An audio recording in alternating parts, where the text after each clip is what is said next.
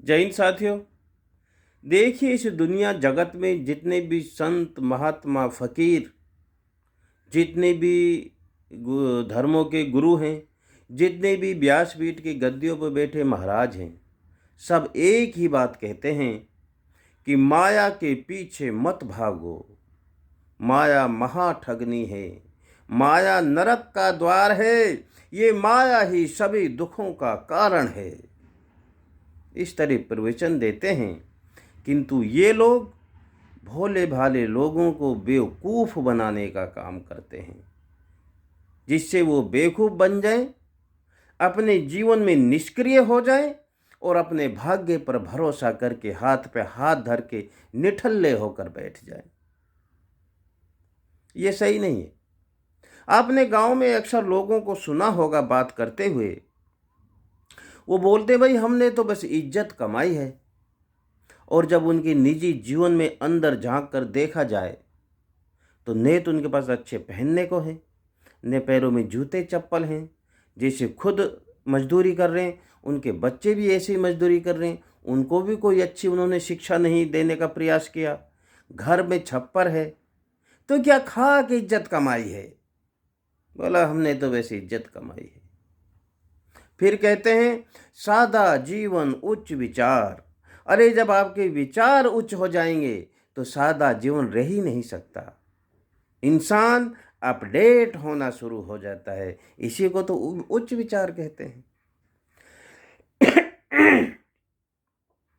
फिर कहते हैं उतने पैर पसारिए जितनी लंबी शोर, यानी जितनी लंबी चादर है उतने पैर पसारने चाहिए। इस तरह की बातें करते हैं, लेकिन ये गलत है दोस्तों। जितने लंबा हमारा शरीर है, जितने लंबे पैर हैं, उतनी लंबी चादर की व्यवस्था करो, क्योंकि चादर महत्वपूर्ण नहीं, ये मनुष्य शरीर महत्वपूर्ण है, बहुत कीमती है, अमूल्य है। इसकी हमें सेवा करनी है, इसके लिए प्रयास करना है, क्योंकि ये जीवन है। एक वैज्ञानिक हुआ था डार्विन वैज्ञानिक का ये कहना है, यदि हमारे सारे बुजुर्ग पूर्वज यही सोचकर बैठे रहते, अपने दिमाग का प्रयोग नहीं करते, विवेक को नहीं चलाते, बार बार बुद्धि का घर्षण नहीं करते, तो आज हमें इतनी विकसित और परिष्कृत बुद्धि नहीं मिलती।